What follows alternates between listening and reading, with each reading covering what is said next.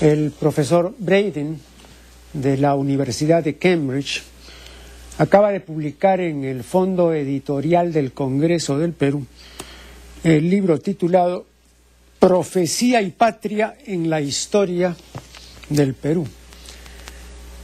Profecía y Patria en la Historia del Perú. El libro tiene miga y substancia, y este ilustre historiador inglés, que está siempre bien informado y es perspicaz, nos ofrece consideraciones muy interesantes. Por ejemplo, salvación y filosofía en los comentarios de Garcilaso, auge y ocaso, ¿no?, en la República Criolla, en la patria criolla. Luego se ocupa, y bien, del filósofo y político Juan Pablo Vizcardo y Guzmán. Y finalmente ofrece un tríptico que comprende a Lorenzo de Vidaurre,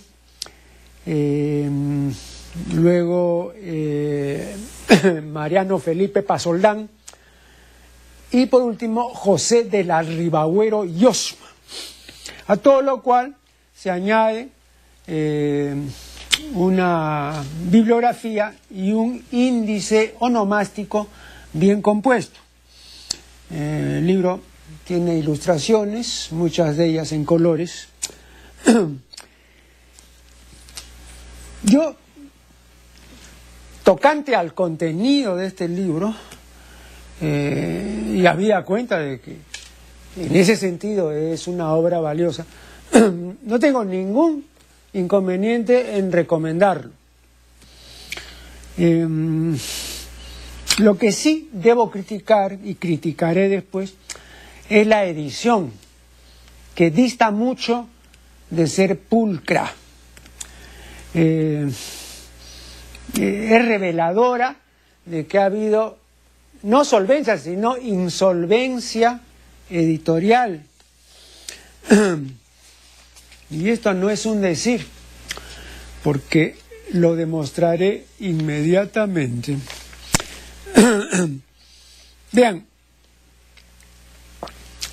la pauta normal de colocación de una portada en un libro es que la portada debe ir siempre antes de la página correspondiente al copyright, y donde además está la ficha bibliográfica, etc.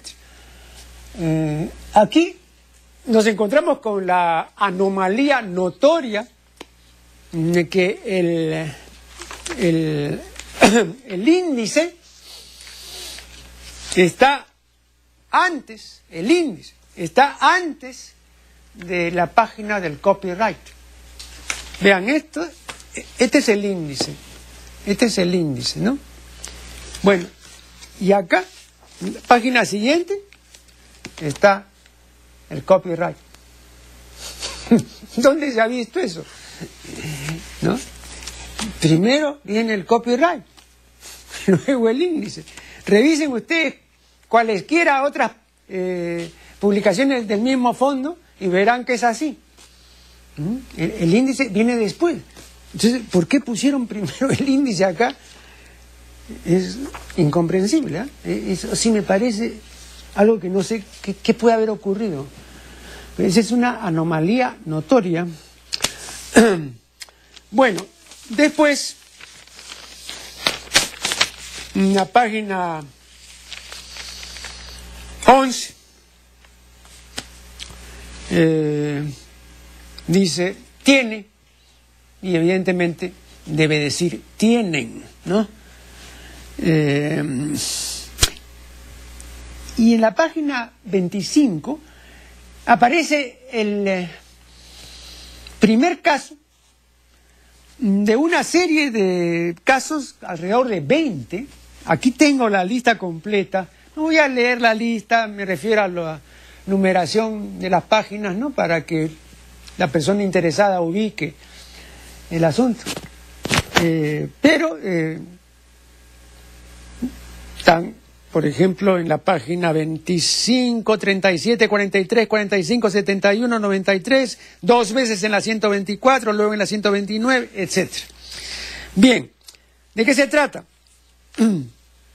Y esto ya no es del autor, porque aquí estamos frente a textos que han sido traducidos del inglés, y han sido 3 los traductores, ¿no?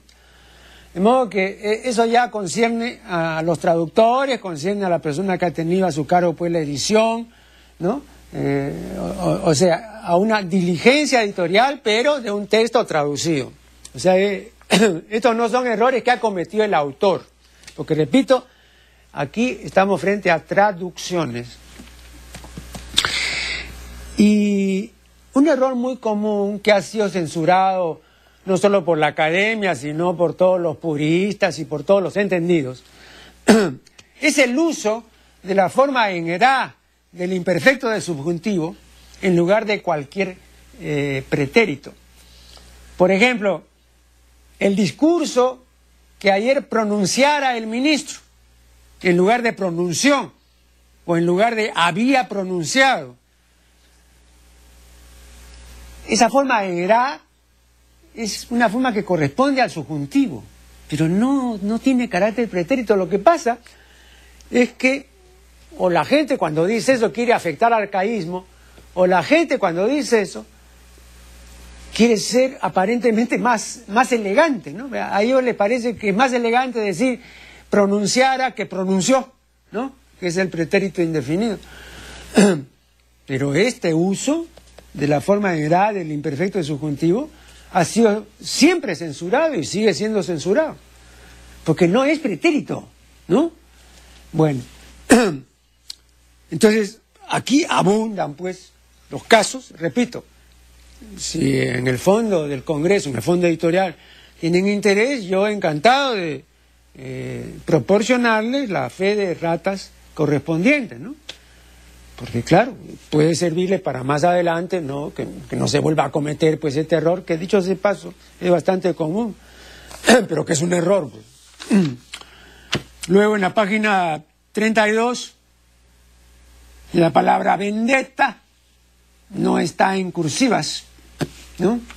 Y la palabra vendetta no es una palabra castellana, pues. Entonces debieron poner, tampoco está vendetta admitiendo en el diccionario de la academia. De modo que debió figurar en letras cursivas, pero no figura pues así, sino figura en redondas y sin subrayar. Después, en la página 34, vemos el primer ejemplo, ¿no? Y este es lo mismo que en el otro caso, el primer ejemplo de qué galicado. Hay muchos ejemplos de qué galicado acá. 34, 57, 74, 96, 133, 2 veces en la 140, 141, 47, bueno. Cantidad de ejemplos, repito, la persona interesada en el fondo del Congreso me pueden pedir una copia de la fe de ratas y yo la puedo enviar, ¿eh? No tengo ningún problema. El qué galicado consiste en que el verbo ser en una variedad de tiempos acompaña indebidamente a la partícula que, ¿no? Por ejemplo, fue entonces que lo dijo, en lugar de decir entonces lo dijo. Ahí el fue y el que están absolutamente de más. Y así, una serie de otros casos donde, repito, el verbo ser en algún tiempo, pues una variedad de tiempos, ¿no? Acompaña indebidamente a la partícula que. Y es absolutamente innecesario en castellano ese tipo de construcción. En francés es normal, común, pero nosotros pues no tenemos por qué hablar en francés, ¿no? Luego, en la página 44, hay un ejemplo, hay un error ahí que no entiendo. Se menciona a Conditi, en realidad es Condite Viracocha, ¿no? Porque dos páginas después se pone, y hasta más de una vez, Viracocha. Pues acá, en lugar de Viracocha, han puesto Barachocha. así. Cualquiera lo puede comprobar en la página 44, Conditi Barachocha.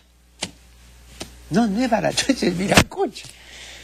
Bueno, luego en la 49, y 2 veces, se confunde la adversión sino, que es una sola palabra, con el adverbio sí y el no, que son 2 palabras, ¿no?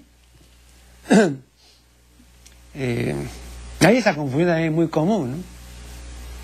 El profesor Raguchi decía, cuando entre el sí y el no pueda ponerse algún tiempo del verbo ser, eso quiere decir que son 2 palabras, o sea que se escribe separadamente. Cuando no se puede colocar el verbo ser en alguno de sus tiempos, entonces quiere decir que es la adversativa, ¿no? Pero acá se ha cometido 2 veces ese error. Luego, aquí en la página 49 está el primer ejemplo también de una serie bien larga de ejemplos de lo mismo. Y es que después de los signos ortográficos de cierre, la academia prescribe que no se debe poner punto. Por ejemplo, el signo ortográfico de interrogación, de cierre, ya lleva punto. El signo ortográfico de cierre, de admiración, lleva punto, ¿no? Entonces, después de ese punto, después de ese signo que tiene punto, la academia prohíbe que se ponga otro punto. Y me parece una prohibición absolutamente razonable y que está muy bien, ¿no? Pero aquí, en todos los casos, se ha hecho eso, pues. Por ejemplo, después también hay casos en que se termina una frase con puntos suspensivos, se ponen comillas de cerrar y después se pone un punto. Otra barbaridad, ¿no? También eso está prohibido. Bueno, en todos estos casos, 49, 51, 80, 96, 120, 153, 171, 177, etcétera, todos esos casos son, ¿no?, de puntos supernumerarios y completamente innecesarios que figuran en esta edición. Vamos a hacer acá la primera pausa y ya volveremos.